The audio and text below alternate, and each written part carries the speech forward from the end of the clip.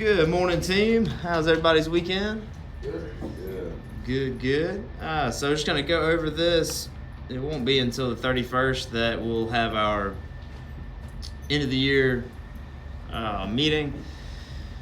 We'll go over how we did this year, and so as y'all know, we've already went over the $1 million mark, which was our goal. So awesome news. But we'll go over how we did this year, go over the P&L, and then we'll go have some lunch.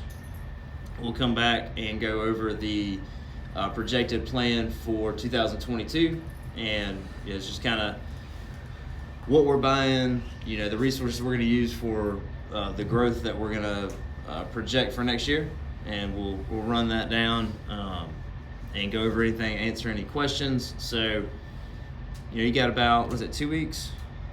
Yep, a little over 2 weeks to for y'all to be writing some stuff down, thinking about any questions y'all might have. We'll have this done before. This is a preview of the peer reviews. So, like I was telling y'all before, we had done it last year where we just read it. Like we had everybody's name on a list. We wrote what Chris is awesome at, what he could use improvement on, and it's constructive criticism. I think this way is going to be much better, and we're not even going to, it's not like a highlight of the meeting. We'll just simply have this done before. Me and Jeremy will scroll through, make sure there's nothing that's going to seriously hurt anybody's feelings. And then we'll just pass them out to y'all at the meeting, and you can read them later. It's not going to be anything that is in front of everybody, but this is how it is, the format. So I'd imagine most of y'all are going to be doing it on the phone, but it'll pop up, it'll fit your screen of your phone, just like if y'all ever taken a survey before on the phone or anything like that. It'll pop up just like that. It's all anonymous. So you'll have a little bit about the management, so you can really attack us if you want to. Feel free. No, but we just this is going to be real helpful for us and give you opportunity to put down some improvement ideas and what you like about leadership here, what we can improve at, and then we just got a little bit of a what's this called? I forget the name of it, but just a scale of, for instance, Augusta creates a culture that allows and encourages me to grow as a person. I feel fairly compensated for my work. And you just rate it on a completely disagree or completely agree scale of 0 to 10. So, understand my role as part of the team. And then next page we'll have each person. And it's the same questions for each person. So you'll have, what you're really good at and what you can improve at. And the goal of all this is mainly just to learn about what we, how we can improve, what we can work on for the next year.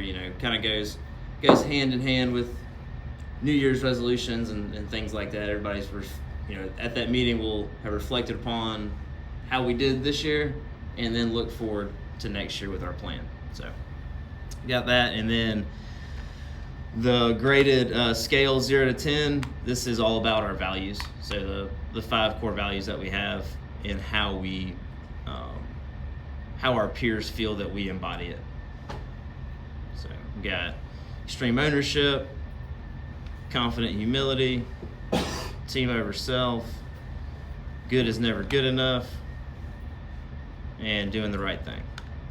And that's it. I mean, you do have to go through all the people, but it's a short survey. Just gonna have to do it A couple times.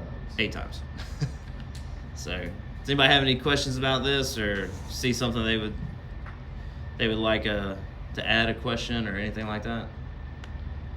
Cool. Well, that's really all I had. I know that Friday was a continued rain day. I think most people stayed around, and we talked about next year. We talked about the management or the general manager roles in different locations, and then some of the different aspects of Jeremy's role next year. So Jeremy's getting back into the field. We are going to simplify even further with Command Center. So Command Center will handle our scheduling, we'll handle billing, emails, payroll, I guess. Yeah, that I guess we'll find out on the 20th. I might do payroll because if you're doing a project and you don't clock the project, could mess up your payroll, and then it would just slow them down on having to call me what happened here, what happened there. So I might do payroll just because I'm here physically with y'all. But yeah, pretty much everything else other than payroll and scheduling is all I'll have to do as far as in here. So 6 hours will be the minimum I do. I could do, 7 or 8 budgeted hours a day. So we'll see. Depending on what we got going on. Yeah. But yeah, so it'll be in the field, and that's a lot of these changes, what we're doing. I know some of y'all have heard this twice, so I'll keep it brief.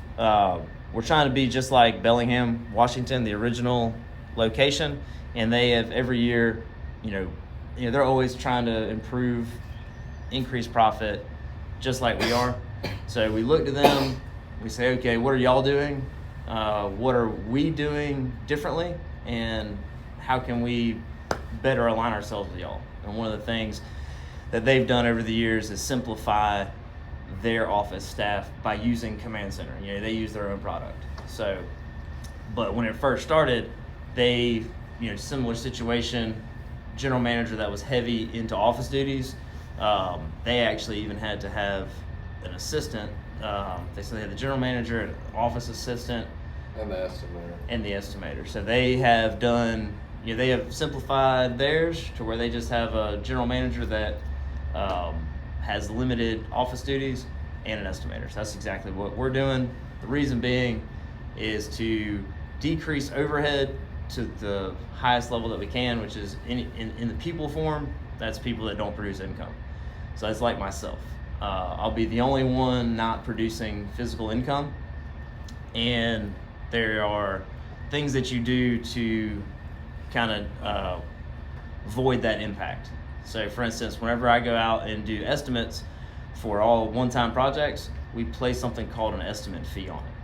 So all the projects that get accepted, they pay this estimator fee. And how that's going to affect each location is, for instance, let's say we pay our estimator, let's say they make $40,000 a year. Well, if you do $80 on a project, and let's say we have 400 projects get accepted, that's $32,000 of that estimator's salary. So that's called overhead recovery. So it's just a way that we can, recover the estimator's overhead, or most of the estimator's salary. So, does anybody have any questions about that? I think we answered a bunch of them to most people, but anybody that didn't hear, anybody got any questions? So the estimator fee is $50? Right? Our estimator fee this year was $75, and we would do, depending on, say if it was like 2 budget hours, I might do 1/2 estimator fee, so then $37.50. But yeah, if it's over 5 hours, it's $75. Yeah, but next year it'll be 80. It'll be 80 and 40 is the estimate fee.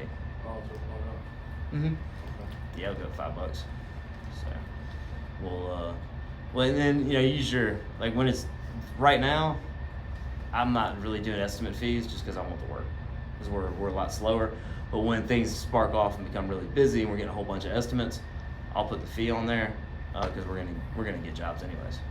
So, but yeah, it's a good little. Whenever we first learned about it in Washington at the conference, that's kind of like, man, really do that? Yeah. It was kind of like a shock. Like we're gonna lose jobs over it. Like I remember doing my first notes of putting the estimate fee on there and and then deleting it. Like, oh no, we gotta do it. Put it back in there because it just felt different. Because you're going from $100 to $175. Well, no, it'd be $137.50, but you could go from $500 to $575, and so you're just thinking like, man, is that $75 gonna cost us this job? Yeah. But once you do it enough, you're like, yeah, if somebody's paying $500, they're gonna pay $575 too. The only difference is we got our overhead recovered. But well, if Brian's done, I'm done. Since we took basically Friday off because of the rain, we have a full week. So I checked the weather. The only day that looks like there might be rain is Friday. So we'll have 16 budgeted hours a day for y'all. So full days, all 5 days.